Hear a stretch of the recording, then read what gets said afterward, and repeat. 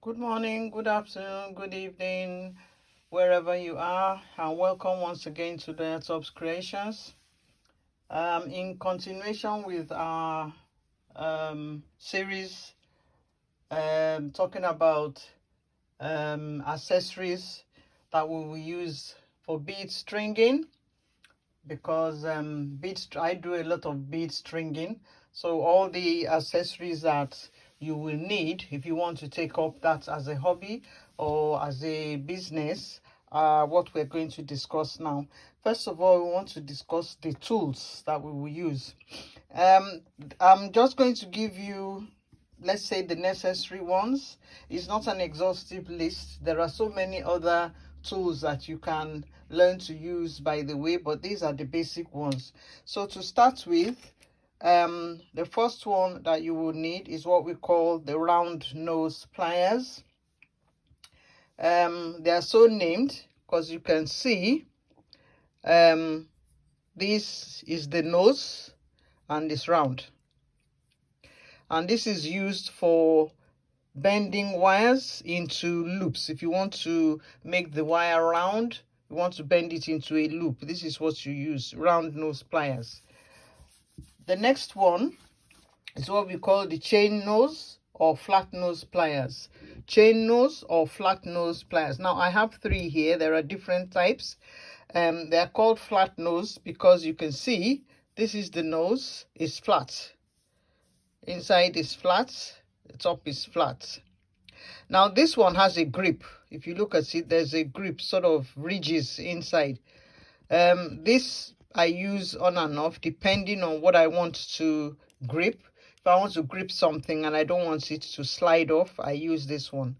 So it's used for bending wire or gripping a wire, or opening and closing jump rings. If you want to open a jump ring or close it, you can use these flat nose pliers.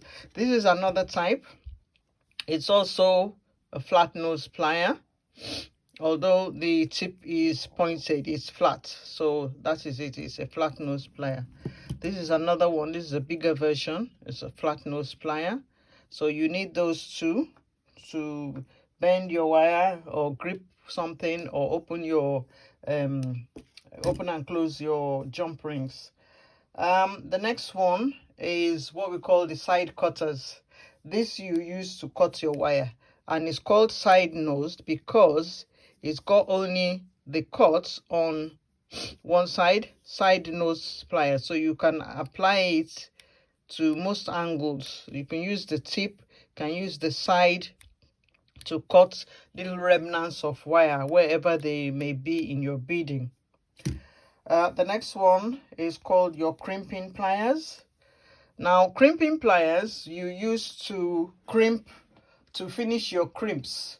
The crimps you use to end your necklace or beads, or if you use it to separate beads in between. When you crimp the bead, the small crimp bead, when you crimp it to make it neat and tidy, you use what we call these crimping pliers. And if you notice, the crimping pliers have some ridges in between. They have tiny ridges. It's for a purpose. So you get to learn how to use the crimping pliers later on. This is what you also need this. And then you need your wire cutters. I've got two types. I've got the tiny one. I like this one. And then we've got a bigger one here. And these are used to cut through tough wire. Tough, wire that is very strong or very hard. You use it to cut through the wire. So this is your wire cutter. This is another one, your wire cutter.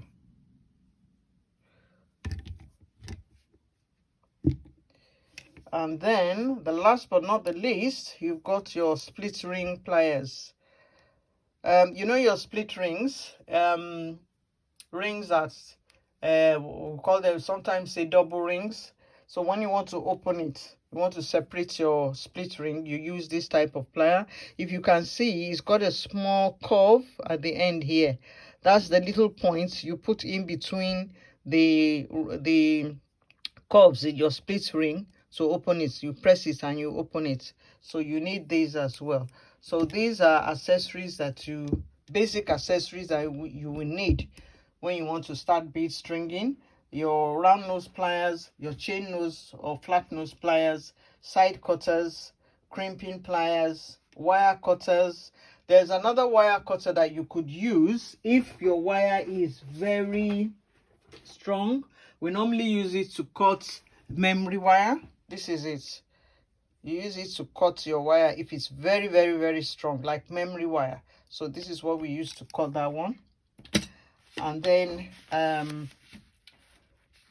your crimping pliers to finish your crimps neatly, your wire cutters to cut through tough wire, and then your split ring pliers. So that's what we use for the tools that you will use. There are many other tools that you can use. You get to learn them along the way, but these are the basic ones. So that's for that. The next thing we will talk about is type of thread that you will use in your bead stringing.